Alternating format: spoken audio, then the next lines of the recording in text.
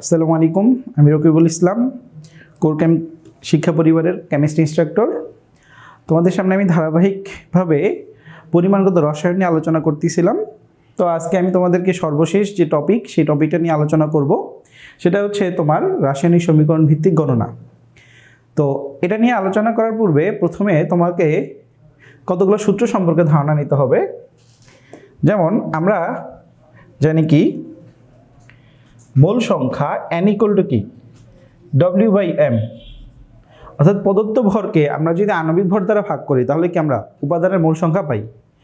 যে তারপরে হচ্ছে n/na, অণুর সংখ্যাকে অ্যাভোগাড্রো সংখ্যা দ্বারা ভাগ করলে আমরা কি পাবো, মোল সংখ্যা পাবো। এরপরে V/STP-তে যে কোনো আয়তনকে 22.4 দ্বারা ভাগ করলে মোল সংখ্যা পাবো। আবার S/V, মোলারিটি ইন্টু ভলিউমকে গুণ করলে আমরা কি পাবো, মোল সংখ্যা পাবো। আরেকটা সূত্র তোমার ধারণা নিতে হবে, সেটা হচ্ছে যে টাইটেশন যে সূত্রটা আমরা তোমাদেরকে যে আগে দেখাইছিলাম, যে তোমার মনে করো এটা প্রোডাক্ট, আচ্ছা আমরা ধরো হচ্ছে এটা L ধরলাম, এটা হচ্ছে কি M। তা আমি যদি এইটার ভ্যালু সাহায্যে এইটার ভ্যালু বের করতে চাই, তার টাইটেশন সূত্র কি ছিল, VA/SA = কি VB/SB। এটার সহগ এটার সাথে গুণ, এটার সহগ এটার সাথে গুণ। এখন VRS মানে কি আমরা বলছি, এই যে মূল সংখ্যা, তার মানে কি V/N/A = হচ্ছে A/N/B, এটা আমরা বলতে পারি। এখন দেখো, আমার যদি এই উপাদানের কোনো কারণে ভর প্রয়োজন পড়ে তাহলে কিন্তু আমরা ডিরেক্টলি এই সূত্র n এর পরিবর্তে W/m বসাইতে পারবো। যদি অণুর সংখ্যা বের করার প্রয়োজন পড়ে n/na বসাইতে পারবো। এরপরে কি STP-তে আয়তন বের করার প্রয়োজন পড়ে, তাহলে V/22.4 এই ফর্মুলাটা আমরা বসাতে পারবো। তাহলে আমরা একটা চলো ম্যাথ দেখে পুরো অঙ্কটা করার চেষ্টা করি। খেয়াল করো, বলছে লঘু হাইড্রোক্লোরিক অ্যাসিডে 200 গ্রাম চুনাপাথর নমুনাকে তোমার দ্রবীভূত করে 27°C তাপমাত্রায় 99.99 কিলোপ্যাসকেল চাপে 40 লিটার কার্বন ডাইঅক্সাইড গ্যাস উৎপন্ন হলো। চুনাপাথর নমুনার বিশুদ্ধতা নির্ণয় করো। অর্থাৎ ব্যাপারটা হচ্ছে যে একটা পাত্রের ভিতরে 200 গ্রাম চুনাপাথর। এখন চুনাপাথর বলতে আমরা কি বুঝি, ক্যালসিয়াম কার্বনেট। ক্যালসিয়াম কার্বনেটের মূল উপাদান, চুনাপাথরের মূল উপাদান কি, ক্যালসিয়াম কার্বনেট।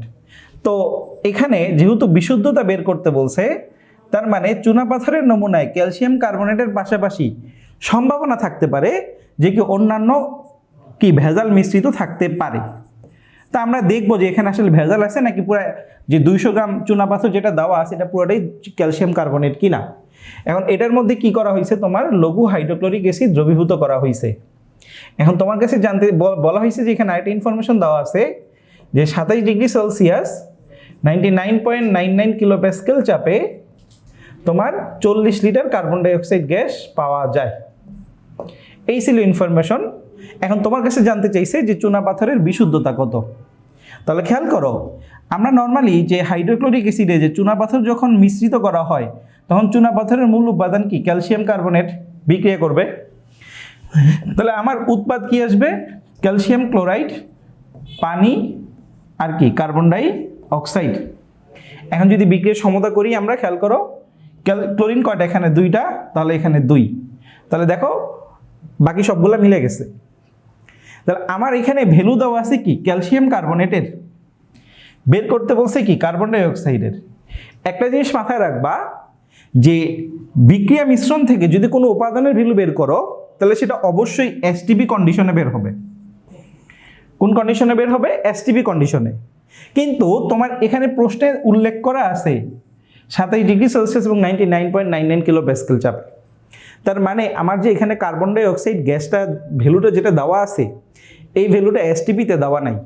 কিন্তু আমরা কার্বন ডাই অক্সাইডের এই ভ্যালু থেকে যে ক্যালসিয়াম কার্বনেটের ভ্যালু বের করতে চাই, যেহেতু আমার প্রশ্নে শুধুমাত্র কার্বন ডাই অক্সাইডের ভ্যালু দেওয়া আছে, আমার বের করতে হবে ক্যালসিয়াম কার্বনেটের পরিমাণ। বের করে দেখবো কি এটা 200 গ্রাম আছে কিনা। যদি না থাকে তাহলে বিশুদ্ধ পুরোটা নাই, বা যদি থাকে তাহলে কি পুরোটা বিশুদ্ধ। ব্যাপারটা এরকম।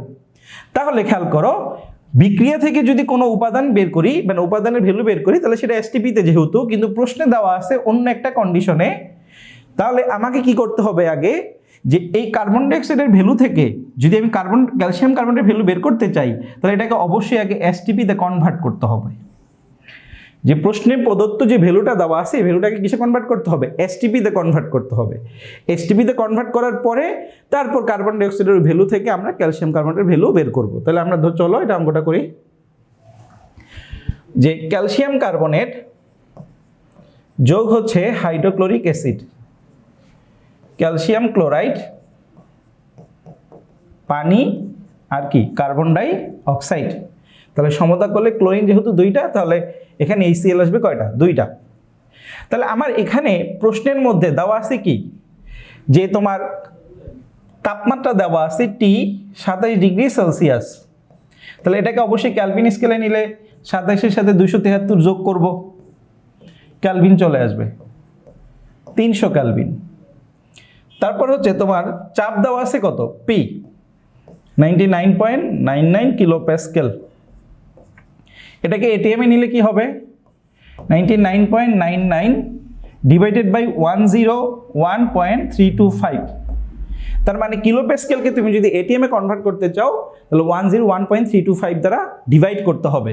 তাহলে কিসে চলে আসবে? এটিএম এককে চলে আসবে। তাহলে এখান থেকে আমরা একটা ভ্যালু পাবো। আর দেওয়া আছে কি তোমার? ভলিউম দেওয়া আছে। তাহলে কত দেওয়া আছে? 40 লিটার। কিন্তু আমরা তোমাকে বলছি কি, এই আয়তনটাকে এসটিপিতে কনভার্ট করতে হবে। তাহলে এটাকে যদি আমি V1 ধরি, তাহলে আমার এসটিপিতে আয়তন কত? V2 equal to what? তাহলে আমার এসটিপিতে তাপমাত্রা কত? 0°C না? তাহলে এটা T1।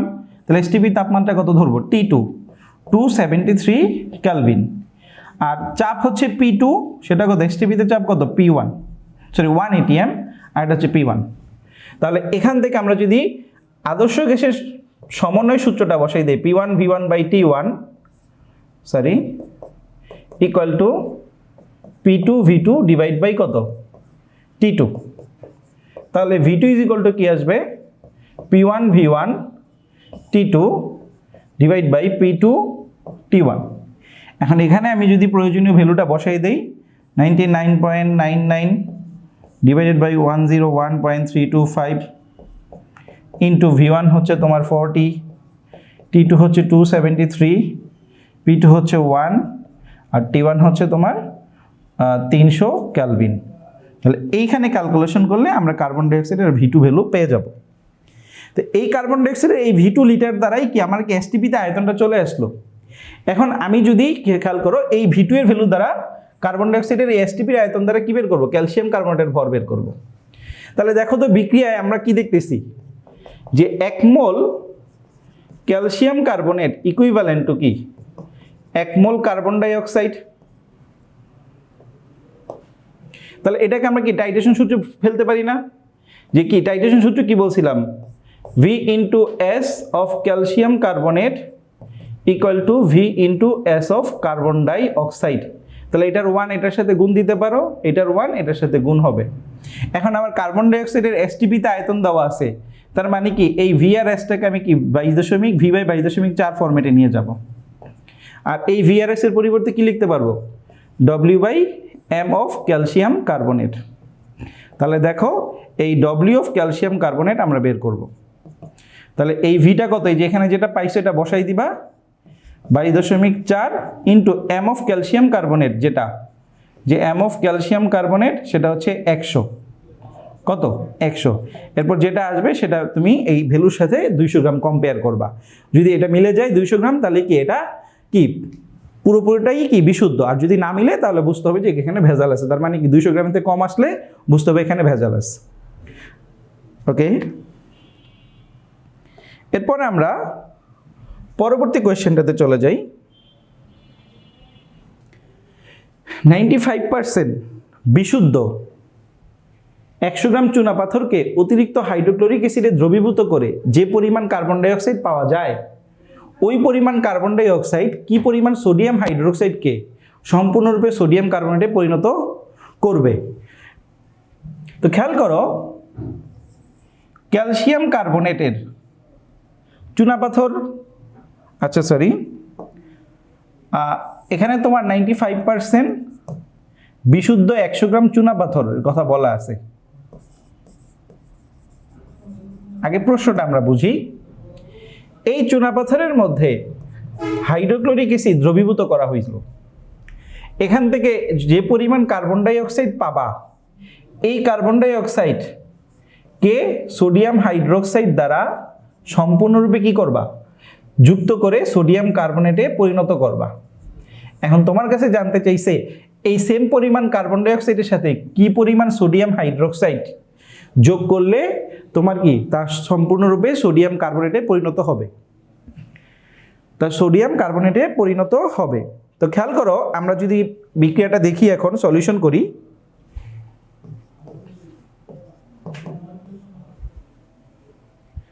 দেখো, ঘটনা অনুযায়ী আমরা যদি প্রশ্ন অনুযায়ী লিখি যে চুনা পাথর বলতে কি ক্যালসিয়াম কার্বনেট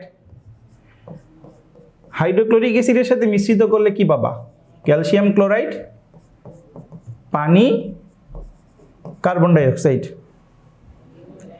সমতা করলে এটা পাবো কত, 2। এখন এখানে যে পরিমাণ কার্বন ডাই অক্সাইড পাইছি, এই কার্বন ডাই অক্সাইড দ্বারা আমি কি করব, সোডিয়াম হাইড্রোক্সাইডের সাথে মিশ্রিত করে সোডিয়াম কার্বনেটে পরিণত করব। তাহলে সোডিয়াম 2টা আর কি আসবে, পানি। তো সমতা করলে দেখো মিলে যায়। তাহলে দেখো বিক্রিয়া থেকে আমরা একটা জিনিস দেখতে পাই, সেটা কি, যে 1 মোল ক্যালসিয়াম কার্বনেট হতে 1 মোল কার্বন ডাই অক্সাইড পাওয়া যায়। আবার দ্বিতীয় বিক্রিয়ায় 1 মোল কার্বন ডাই অক্সাইড 2 মোল সোডিয়াম হাইড্রোক্সাইডের সাথে বিক্রিয়া করে। তাহলে এখান থেকে বলা যায় কি, এটা কাটাকাটি যদি করো, যোগ করে দাও, তাহলে বলা যায় যে 1 মোল ক্যালসিয়াম কার্বনেট ইকুইভ্যালেন্ট 2 মোল সোডিয়াম হাইড্রোক্সাইড। তার মানে কি, যে ক্যালসিয়াম কার্বনেটের সাথে সোডিয়াম হাইড্রোক্সাইড কিন্তু সরাসরি কোনো কানেকশন নাই। আমরা এখানে কার্বন ডাই অক্সাইড দ্বারা কি করতেছি, সোডিয়াম হাইড্রোক্সাইডে ক্যালসিয়াম কার্বনেটের কানেকশন তৈরি করলাম। পাইলাম কি, 1 মোল ক্যালসিয়াম কার্বনেট ইকুইভ্যালেন্ট সমতুল্য কয় মোল, 2 মোল সোডিয়াম হাইড্রোক্সাইড। তাহলে আমার ভ্যালু দেওয়া আছে কার, প্রশ্ন অনুযায়ী ক্যালসিয়াম কার্বনেটের, বের করতে হবে কার, সোডিয়াম হাইড্রোক্সাইডের। তাহলে টাইট্রেশন সূত্র বসাই দিব, V into S of calcium carbonate equal to V into S of sodium hydroxide. এই যে সোডিয়াম হাইড্রোক্সাইডের 2 এখানে গুণ হবে। তাহলে আমরা এখানে আমার ক্যালসিয়াম কার্বনেটের কি দেওয়া আছে, ভর দেওয়া আছে। তাহলে আমরা এটাকে W/m এ কনভার্ট করে দিব, m of calcium carbonate 2 into, আর এটাকে আমার কি চাইছে, কি পরিমাণ, তার মানে এটার পরিমাণ বলতে আমরা ভরকে বুঝবো। তাহলে কি আসবে, W/m অফ সোডিয়াম হাইড্রোক্সাইড। এখন এই বিক্রিয়ায় হাইড্রোক্লোরিক অ্যাসিডের সাথে যে ক্যালসিয়াম কার্বন মিশ্রিত হয়েছিল, সেটা কিন্তু 100 গ্রাম পুরোপুরি বিক্রিয়া করে নাই। কতটুকু, 95% বিশুদ্ধ। তাইলে আমরা W অফ ক্যালসিয়াম কার্বনেট কত হবে, 100 এর 95% না, তাহলে কি দাঁড়ায়, 95 গ্রাম আসবে। তাহলে আমরা বলতে পারি 2 ইন্টু W বলতে এখানে কত, 95, এটা আণবিক ভর 100, আমার W বের করতে হবে, এটা কত, 40। তাহলে তুমি এখানে W অফ সোডিয়াম হাইড্রোক্সাইড বের করতে পারো, W of sodium hydroxide equal to হচ্ছে 2 ইন্টু 95 ইন্টু কত, 40 ডিভাইডেড বাই 100। তাহলে আমরা এখানে কত আসে ক্যালকুলেশন করার পরে, 2 ইন্টু 95 ইন্টু 40 ডিভাইড বাই 100, 76 গ্রাম। অর্থাৎ এই 95% বিশুদ্ধ ক্যালসিয়াম কার্বনেটের চুনাপাথরের, অর্থাৎ চুনাপাথর মানে ক্যালসিয়াম কার্বনেটের 100 গ্রামের দ্রবণের সাথে লঘু হাইড্রোক্লোরিক অ্যাসিড থেকে আমি যে কার্বন ডাই অক্সাইডটা পাচ্ছি, ওই সেম পরিমাণ কার্বন ডাই অক্সাইডটা যদি সোডিয়াম হাইড্রোক্সাইডের সাথে মিশ্রিত করে সোডিয়াম কার্বনেটে পরিণত করি, তাহলে আমার দেখা যাবে যে 96 গ্রাম সোডিয়াম হাইড্রোক্সাইডের প্রয়োজন। ওকে, আমরা চলে যাই পরবর্তী ম্যাথে। সিমিলার আরেকটা প্রায় অনেকটা একই রকম ম্যাথ দেখো, 96% মানে প্রথম ম্যাথটার অনুরূপ অনেকটা, যে 96% বিশুদ্ধ 150 গ্রাম চুনা পাথরকে লঘু হাইড্রোক্লোরিক অ্যাসিডে, তার মানে 150 গ্রাম চুনা পাথর, যেটা আবার কি 96% পিওর, এইটার সাথে লঘু হাইড্রোক্লোরিক অ্যাসিড গ্যাস তুমি মিশ্রিত করবা, করলে তোমার কি আসে যে 25 ডিগ্রি সেলসিয়াস 1.1 atm চাপে তোমার কত আয়তনের carbon dioxide, V of carbon dioxide, এটা জানতে চাইছি। তার মানে আমি হাইড্রোক্লোরিক অ্যাসিডের সাথে ক্যালসিয়াম কার্বনেট যদি মিশ্রিত করি তাহলে কি পাই? ক্যালসিয়াম ক্লোরাইড, পানি, কার্বনেট থাকলে অবশ্যই একটা উৎপাদ কি আসে? Carbon dioxide. তাহলে এখানে আসবে কত? 2।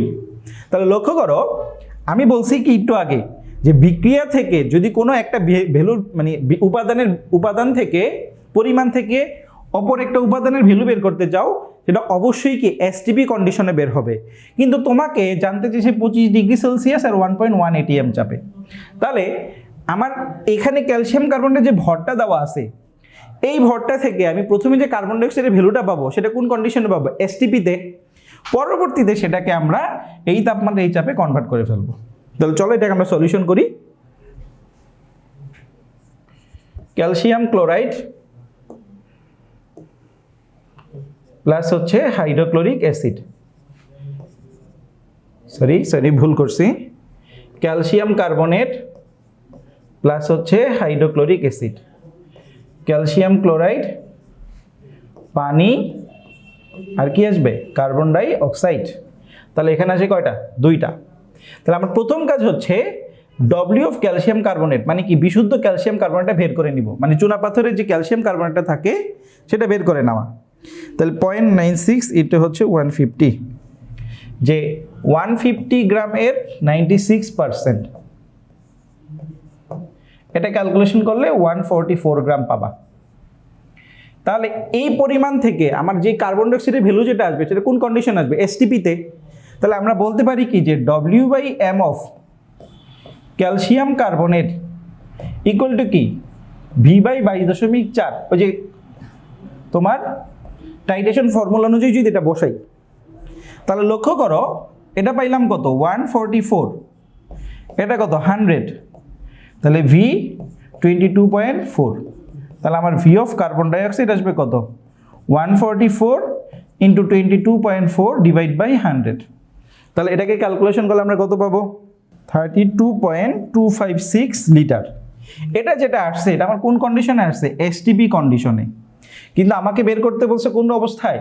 25 এবং কি 1.1 atm চাপে। তাহলে আমরা এটাকে খেয়াল করো, P1 ধরি কত? 1 atm, V1 যেটা পাইলাম সেটা কত? 32.256 লিটার, T1 হচ্ছে 273 কেলভিন। এরপরে P2 হচ্ছে ওই যে তোমার প্রশ্নে দেওয়া আছে 1.1 atm, V2 বের করব, আর T2 ইজ ইকুয়াল টু দেওয়া আছে 25 যোগ কত? 273 কেলভিন। তাহলে এটা কত আসে? 298 কেলভিন। দেখো প্রশ্নে যে 3টা রাশি পরিবর্তনশীল থাকে, তাহলে আমরা কি চোখ বন্ধ করে গ্যাসের সমনের সূত্র বসাবো? P1 V1/T1 equal P2 V2 divide by T2। তাহলে বের করতে হবে কি? V2। তাহলে আমার P1 V1 T2 P2 T1 চলে আসবে। তাহলে P1 এর মান কত? তোমার হচ্ছে 1, V1 এর মান হচ্ছে 32.256, T2 এর মান হচ্ছে 298, আর P2 হচ্ছে 1.1, আর T1 হচ্ছে তোমার 273 কেলভিন। এরপরে যে ক্যালকুলেশন করে যেটা পাবা সেটাই হচ্ছে আমার উক্ত তাপমাত্রায় তোমার কি কার্বন ডাইঅক্সাইড গ্যাসের আয়তন। এভাবে তুমি যে কোনো মানে কি মিশ্রণ থেকে বা বিক্রিয়া থেকে যে কোনো উপাদানের ভ্যালু তুমি এই ফরম্যাটে এভাবে করলে তুমি করতে পারবা। এই ছিল তোমার পরিমাণ রাসায়নিক সমীকরণ সংক্রান্ত কিছু গাণিতিক সমস্যা। ইনশাআল্লাহ নেক্সট কোনো ক্লাসে আবার তোমাদের সাথে দেখা হবে। ওকে, আল্লাহ হাফিজ।